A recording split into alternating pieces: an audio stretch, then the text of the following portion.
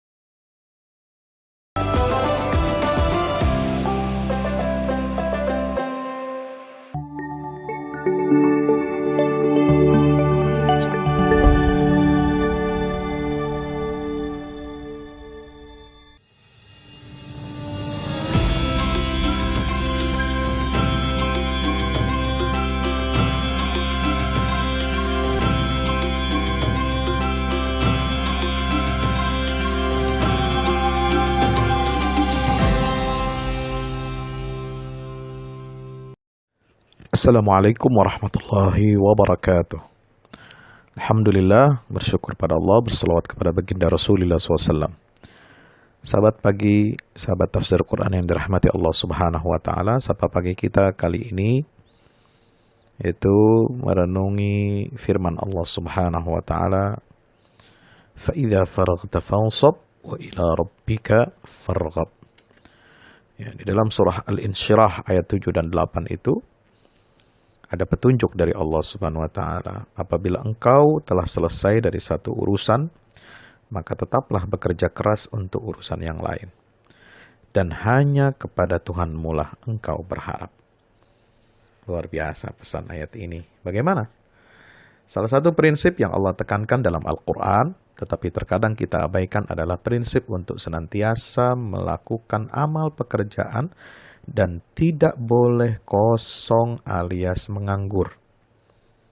Selesai dari satu pekerjaan, kita beranjak ke pekerjaan yang lain. Jangan boleh ada kevakuman. Karena kevakuman hanya akan memberikan celah bagi setan untuk masuk. Sehingga kita justru disibukkan dengan hal-hal yang sia-sia. Sibukkan diri kita dengan ibadah. Sibukkan diri kita dengan amal saleh. Sehingga setan tidak memiliki celah untuk masuk, mengganggu dan menyibukkan kita dengan kemaksiatan. Karena itu tidak boleh ada kata menganggur bagi seorang muslim. Sibukkan terus diri kita dengan amal-amal kebaikan. Inilah prinsip ya yang sangat luhur sebagai salah satu pesan dalam surah Al-Insyirah. Ayat tersebut merupakan motivasi bagi seorang muslim bahwa seorang muslim itu harus merupakan sosok pekerja keras, bukan pemalas. Seorang muslim pekerja keras yang berharap hanya kepada Allah Subhanahu wa Ta'ala. Dimensi dunianya ada, dimensi ukhrawinya juga ada. Membingkai amal dunia dengan harapan kepada Allah Subhanahu wa Ta'ala. Inilah maksud dari kalimat fa'idza faraghta fansab wa ila rabbika farghab. Artinya, ada kesinambungan antara kerja dengan harapan hanya kepada Allah Ta'ala. Digantungkan kepada Allah karena Dia yang maha menentukan berhasil tidaknya suatu usaha kita, ikhtiar kita. Disinilah ada unsur yang saling mengisi antara ikhtiar kita sebagai manusia untuk berbuat sesuatu dengan menyerahkan hasilnya kepada Allah Azza wa Jalla. Kalau kita berpikir dalam bingkai seperti itu, maka hidup kita akan terasa nyaman dan pekerjaan yang kita lakukan pun terasa ringan. Menurut para ulama, ayat tersebut berisikan peringatan Allah kepada Rasulnya SAW. Dengan cara menghilangkan kegundahan, kesulitan dari Rasulullah dan memberikan kemudahan kepadanya agar mampu mengemban amanah dakwah. Surah Al-Insyirah ini memberikan satu ketenangan jiwa kepada Rasulullah dalam mengemban dakwah yang begitu berat. Kalau sebelumnya kita sempat membahas sikap istiqamah sebagai jalan yang sulit, terjal dan berliku, Nabi pernah ditawari harta, tahta, dan wanita, maka beban ini harus dibagi, tidak boleh sendirian.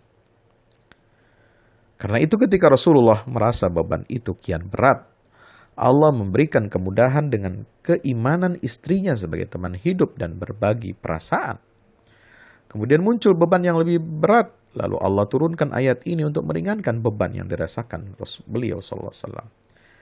Menariknya, di akhir surat Al-Insyirah ini, meskipun Nabi menghadapi urusan yang berat, tetapi Allah justru memerintahkan beliau untuk terus berjuang, bekerja, dan melakukan amal-amal dakwah. Jangan berpakut tangan. Jangan bermalas-malasan. Jangan mengabaikan waktu yang terus berjalan. Hati-hati. Al-waktu kasaif. Waktu itu, kata Sayyidina Ali bin Abi Thalib, itu seperti pedang. Illam taqta'hu qata'aka. Jika Anda tidak memotong pedang itu, maka pedang itu yang akan memotong leher Anda. Sebab urusan memperbaiki umat kita ini begitu banyak. Daftar antrian, daftar usaha dan ikhtiar kita untuk memperbaiki diri, keluarga, masyarakat, bahkan kehidupan bangsa bernegara ini, daftarnya menumpuk. Tidak bisa kita berleha-leha, tidak bisa kita bersantai-santai. Mendidik anak pun pasti akan mengambil waktu yang sangat besar dalam kehidupan setiap orang tua. Seorang pengajar, seorang guru, ketika mendidik generasi, mendidik peserta didik, itu juga pasti mengambil waktu yang cukup banyak dalam kehidupannya. Maka para ulama memberikan nasihat, al-wajibat aktsaru minal awqat. Kewajiban itu lebih banyak dari waktu yang tersedia. Karena itulah Allah mengajarkan kepada kita agar kita selesai dari satu urusan, kita beranjak ke urusan yang lain. Ini semua demi umat, demi keberhasilan dakwah. Ayat فَإِذَا فَرَغْتَ فَانْصَبْ وَإِلَى رَبِّكَ فَارْغَب juga berisi motivasi bagi para pejuang, penyemangat bagi para petarung dan pekerja amal-amal kemanusiaan dan kebaikan. Allah memberikan jaminan bahwa setelah kita bersusah payah, bekerja keras dalam hidup, maka ketahuilah setelahnya Allah akan membukakan jalan-jalan kemudahan. Kalimat inna ma'al usri yusra, sungguhnya bersama kesulitan itu ada kemudahan, tercantum 2 kali di dalam surat itu. Para ahli tafsir mengatakan, alif lam ma'rifat, yang terulang 2 kali itu al-usr menunjukkan satu masalah, yaitu satu kesulitan. Sedangkan kata yusran yang artinya kemudahan itu berbentuk indefinitif atau nakirah dan hanya disebutkan 2 kali. Maka kesimpulannya, para ahli tafsir mengatakan jika kita menghadapi satu kesulitan yang sama, maka Allah akan berikan 2 kemudahan yang berbeda. Sahabat tafsir yang dirahmati Allah, hal ini menunjukkan bahwa Allah memberikan ketenangan batin kepada kita, memberikan rasa optimis sehingga kita yakin terhadap janji Allah. Itulah yang dirasakan penuh oleh Rasulullah SAW ketika mengemban dakwah Islam ini. Dengan pertolongan Allah, semua bisa tertangani dengan baik. Inilah prinsip dalam hidup agar kita senantiasa berkarya, berkontribusi, tidak diam dan tidak berpangku tangan karena masalah yang dihadapi oleh umat ini begitu banyak. Disinilah pentingnya kita membagi peran dan membagi tugas. Kader-kader muslim yang ada di parlemen harus mengemban amanah dengan sebaik-baiknya, untuk menjaga, melindungi kepentingan umat Islam. Jangan sampai ada proses legislasi dan juga pengawasan sebagai anggota Dewan Perwakilan Rakyat, tidak boleh ada yang bertentangan dengan syariat Allah dalam kinerja pemerintahan atau undang-undang yang disusun, baik atas inisiatif pemerintah ataupun DPR. Sahabat-sahabat muslim yang berprofesi sebagai pengusaha, sebagai eksportir, sebagai importir, sebagai pedagang eceran, sebagai retailer, sebagai pemilik wira swasta, pemilik usaha wira swastawan, Anda punya tanggung jawab besar. amanah di pundak Anda untuk memajukan perekonomian umat. Anda yang ada di eksekutif, Anda punya hak dan wewenang yang begitu besar dengan kekuasaan yang dimiliki di tangan Anda, dengan tanda tangan Anda. Anda harus bekerja untuk kebaikan, kemaslahatan bangsa yang mayoritas adalah beragama Islam. Artinya Anda bekerja untuk umat Islam, berarti juga Anda bekerja untuk bangsa ini. Anda bekerja untuk kemaslahatan bangsa, berarti Anda bekerja untuk kemaslahatan umat ini. Subhanallah. Kita perlu berbagi tugas. Ya. Fa'idha faraghta fansab wa ila rabbika farghab. Ya. Para ulama, para da'i punya tugas yang maha berat untuk melanjutkan fungsi-fungsi risalah kenabian. Karena Rasulullah SAW mengatakan al-ulama warathatul anbiya. Para ulama itu adalah pewaris para nabi. Ya. Mereka bukan mewarisi kemewahan, kemegahan, prestis yang dimiliki oleh para nabi, tetapi mereka mewarisi tanggung jawab yang besar di hadapan Allah Subhanahu wa taala untuk membimbing umat ini ke jalan yang diridhoi oleh Allah, menjalankan fungsi tilawah, ta'lim dan tazkiyah yang mana dahulu diperankan oleh para nabi dan rasul, terutama Nabi kita Muhammad SAW ketika mereka hidup. Para ulama harus memiliki kekuatan hati, tekad, komitmen yang kuat untuk menegakkan amar ma'ruf nahi mungkar. Jangan ulama dimusuhi, jangan pula pemerintah dimusuhi, jangan pula anggota DPR atau partai politik dimusuhi. Kita semua harus berbagi tugas, saling mengingatkan, tawassaw bil haq, tawassaw bis sabr.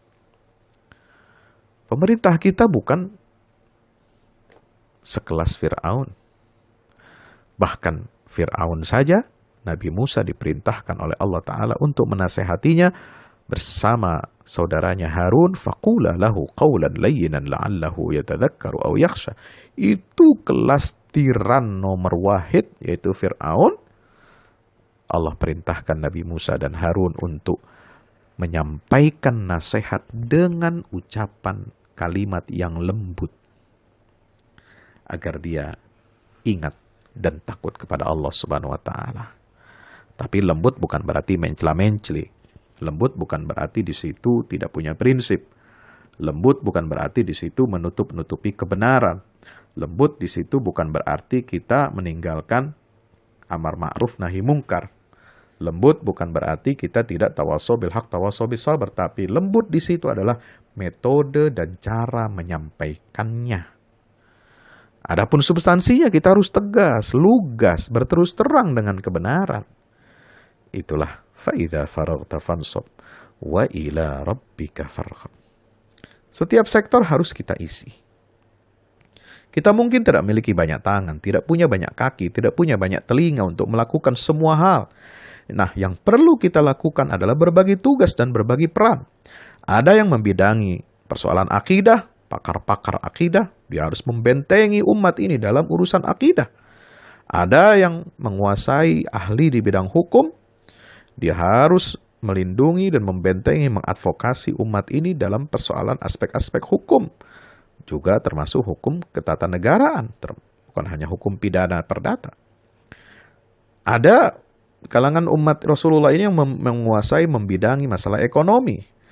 Dia harus bekerja untuk kemakmuran umat Rasulullah, saling berbagi, membuka lapangan pekerjaan. Ada yang membidangi masalah arus informasi, ahli-ahli ya, IT.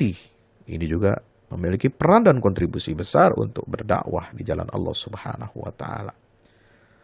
Arus perubahan di tengah masyarakat harus dipantau, harus dikawal secara seksama, dan teman-teman ahli IT dapat membantu program dakwah para ulama untuk bagaimana pesan-pesan dakwah yang rahmatan lil alamin sampai kepada seluruh umat di penjuru kota, di pelosok kampung, dan sampai kepada generasi anak muda kita dengan baik.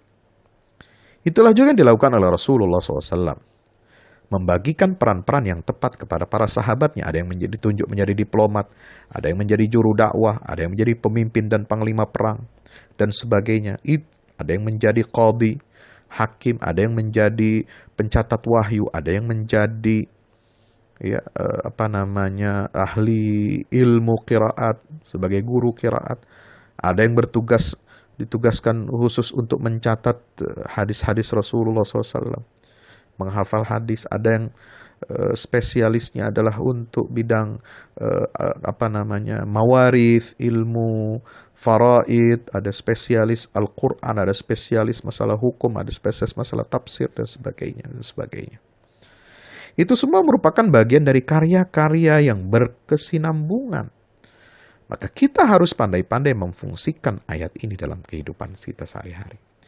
Pelajaran lain yang sangat penting dari ayat ini adalah, sahabat tafsir yang dirahmati Allah, kita harus memaksimalkan waktu. Jangan menunda-nunda amal kebaikan. Jangan tunda amal hari ini untuk hari esok. Hari ini kita bekerja, besok kita bekerja, dan terus bekerja.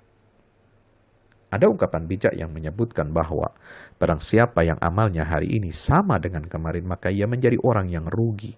Siapa yang amalnya hari ini lebih buruk dari kemarin, maka ia menjadi orang yang celaka. Dan siapa yang hari ini lebih baik amalnya dari kemarin, itulah orang yang beruntung. Pesan dari ayat ini sebenarnya juga bisa masuk kepada upaya kita dalam mencari peluang kebaikan. Dimanapun ada potensi peluang kita untuk beramal saleh, maka harus kita upayakan. Sebab ayat itu mengatakan bahwa jika kita setelah selesai melakukan satu urusan, maka tidak diminta pindah ke urusan lain yang bermanfaat.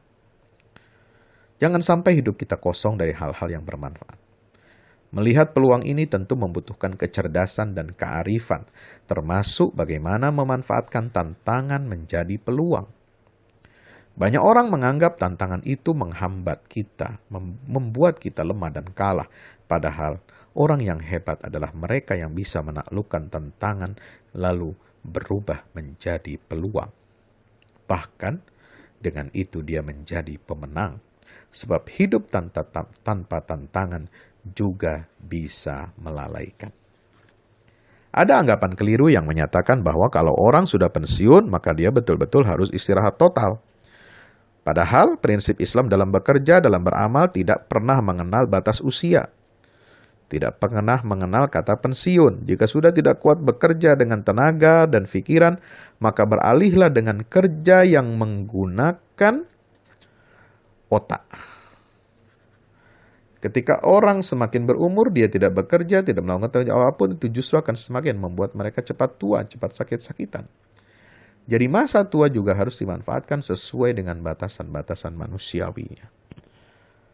Saya teringat ada seorang tabi'in yang bernama Abdurrahman As-Sulami.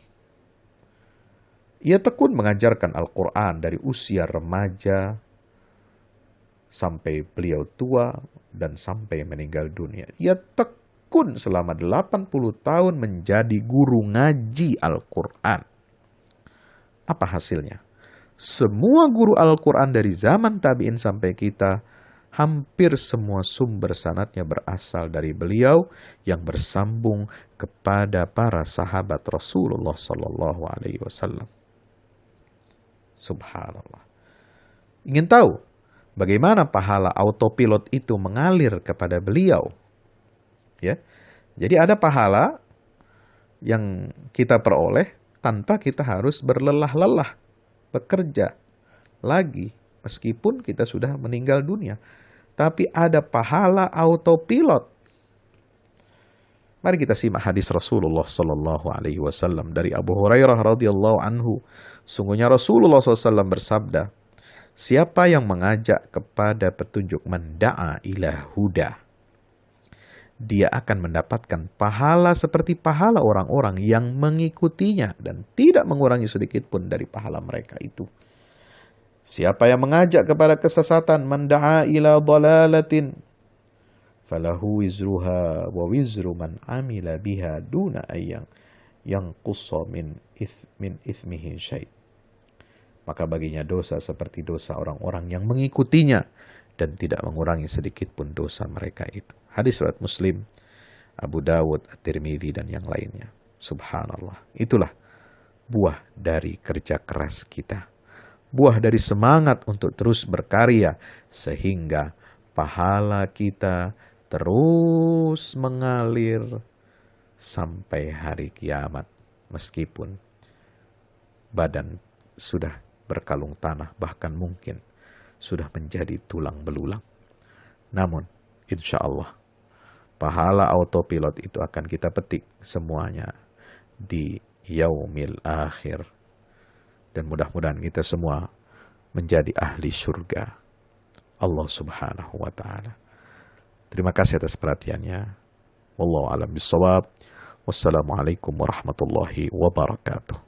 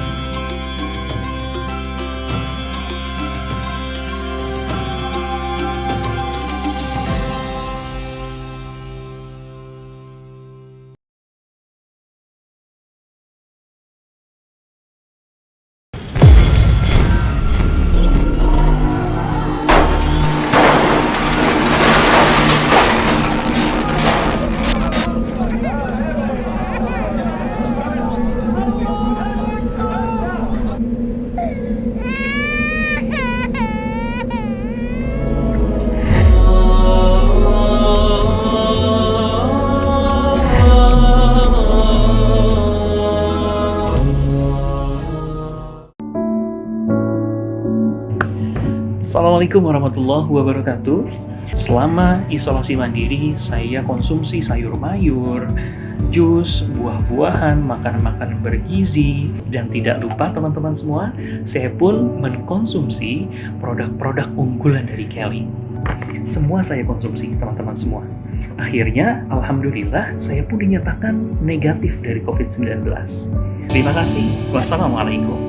Assalamualaikum warahmatullahi wabarakatuh. Bapak Ibu para pemirsa, saya Ustadz Fadlan mengajak Bapak Ibu kita semua, ayo kita membuat investasi masa depan bersama Al-Fahmi Institute.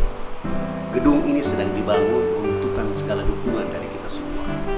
Maka itu saya mengajak Bapak Ibu semua, hari-hari dengan kebaikan, hari-hari dengan berinfak, hari-hari dengan bersedekah, hari-hari dengan berwakaf.